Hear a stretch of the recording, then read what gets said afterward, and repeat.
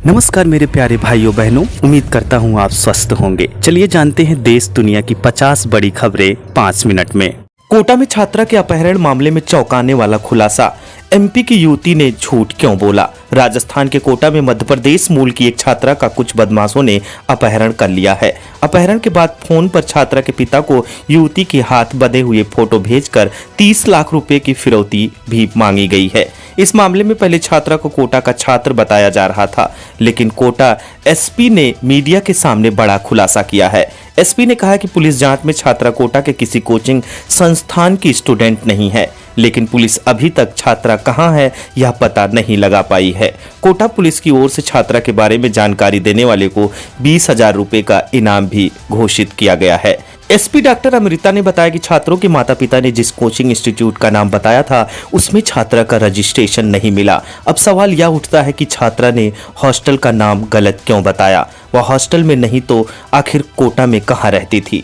इसके बाद संदेह इस बात पर है कि छात्रा का अपहरण कोटा में हुआ या फिर किसी दूसरे शहर में। केंद्रीय मंत्री ज्योतिरादित्य सिंधिया ने राजस्थान के मुख्यमंत्री भजन लाल शर्मा से फोन पर बात की। सिंधिया ने जल्द से जल्द छात्र को सुरक्षित घर पहुंचाने की बात कही है।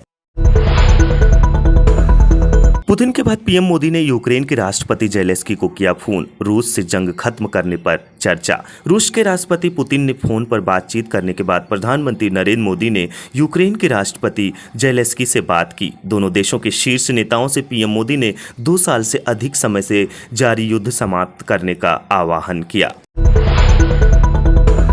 दिल्ली हाईकोर्ट ने बुधवार को राहुल गांधी, अरविंद केजरीवाल और अखिलेश यादव के खिलाफ केंद्र की ओर से दायर की गई याचिका को रद्द कर दिया है, जिसमें देश की छवि को नुकसान पहुंचाने के इरादे से गलत और झूठे बयान देने के खिलाफ कोर्ट में याचिका दाखिल की गई थी।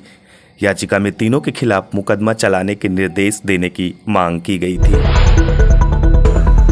अमेठी सीट को लेकर प्रत्याशी अभी स्पष्ट नहीं है। जिले से गांधी परिवार के ही सदस्य को चुनाव का टिकट देने की मांग के साथ कांग्रेस कार्यकर्ता दिल्ली पहुंचे हैं। युवा कांग्रेस जिला अध्यक्ष शुभम सिंह ने प्रियंका गांधी, प्रदेश प्रभारी अविनाश पांडे व उत्तराखंड के पूर्व मुख्यमंत्री हरीश रावत से मुलाकात की, जहां उन्होंने अमेठी से राहुल या प्रियंका गांधी को ही टिकट देने की बात कही है। इस नेताओं ने इन दोनों चेहरों के अलावा किसी और स्थानीय नेता को टिकट न देने की बात कही है। पंजाब में भाजपा और शिरोमणि अकाली दल के बीच हो सकता है गठबंधन। 48 घंटे में सीट शेयरिंग का ऐलान। बुधवार को केंद्रीय गृह मंत्री अमित शाह ने इस पर बाबत संकेत दिया है कि पंजाब में दोनों दल मिलकर चुनाव लड़ सकते हैं। एक मीडिया हाउस के साथ बातचीत में शाह ने कहा, पंजाब के लिए अभी मध्यस्थता चल रही है, 2-3 दिन में स्थिति स्पष्ट होगी। चीन का अरुणाचल प्रदेश पर एक बार फिर दावा करने के बाद केंद्रीय मंत्री किरण रिजिजू ने 2 टूक शब्दों में जवाब दिया। उन्होंने कहा कि इतिहास के पन्नों में भी चीन की संस्कृति और सभ्यता से अरुणाचल का कोई संबंध नहीं रहा है। अरुणाचल प्रदेश पहले से ही भारत का अभिन्न हिस्सा रहा है। गौरतलब है कि उनकी टिप्पणी चीन द्वारा अरुणाचल प्रदेश को चीन के क्षेत्र का हिस्सा बताने के बारे में नए सिरे से दावे के बाद आई है। हाल ही में प्रधानमंत्री नरेंद्र मोदी द्वारा पूर्वोत्तर राज्य अरुणाचल प्रदेश की यात्रा पर चीन ने आपत्ति जताई थी। बिहार में शिक्षक भर्ती परीक्षा रद्द। पेपर लीक के बाद फैसला, नई तारीख का ऐलान बाद में होगा। बिहार में लोक सेवा आयोग ने शिक्षक भर्ती परीक्षा के तीसरे चरण की दोनों पालियों में ली गई परीक्षाओं को रद्द कर दिया है। आयोग ने आर्थिक अपराध इकाई की अब तक की जांच के आधार पर यह निर्णय लिया है। परीक्षा की अगली तिथि अभी जारी नहीं की गई है। सपा विधायक पल्लवी पटेल समाजवादी पार्टी से अलग होकर चुनाव लड़ेंगी। उनकी पार्टी अपना दल कमेरावादी ने प्रदेश के 3 लोकसभा सीटों पर चुनाव लड़ने का ऐलान किया है। अपना दल कमेरावादी के राष्ट्रीय अध्यक्ष कृष्ण पटेल ने कहा कि हम शुरू से ही इंडिया गठबंधन में हैं, गठबंधन की बैठकों में शामिल होते रहे हैं और हमारी पार्टी ने फूलपुर, कौशाम्बी और मिर्जापुर सीट पर चुनाव लड़ने का निर्णय लिया है। पल्लवी पटेल इन्हीं में से किसी सीट पर चुनाव लड़ सकती हैं। देश में लोकसभा चुनाव का शंखनाद हो चुका है। पहले चरण के मतदान की प्रक्रिया बुधवार से शुरू हो गई है। इस चरण में 19 अप्रैल को 21 राज्य में केंद्र शासित प्रदेशों की 110 सीट पर मतदान होगा। इस बीच सत्ताधारी भाजपा की तरफ से प्रधानमंत्री नरेंद्र मोदी चुनाव प्रचार की बागडोर संभाल रहे हैं। चुनाव तारीखों की घोषणा के साथ ही पीएम ने दक्षिण के राज्यों में प्रचार किया। हालांकि इस चुनावी मौसम में प्रधानमंत्री नरेंद्र मोदी भूटान के दौरे पर होंगे। प्रधानमंत्री 21 और 22 मार्च को भूटान की यात्रा करेंगे।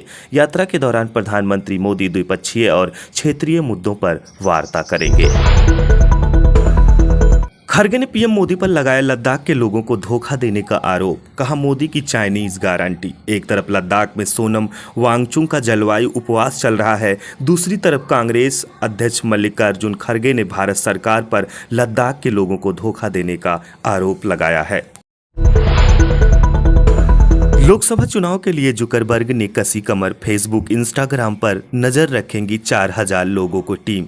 आपको बता दें, भारत में लोकसभा चुनाव 2024 की तैयारियां शुरू हो गई हैं। चुनाव आयोग ने तारीखों का ऐलान कर दिया है। राजनीतिक दल भी सोशल मीडिया से लेकर डोर टू डोर प्रचार अभियान में जोर शोर के साथ जुट गए हैं।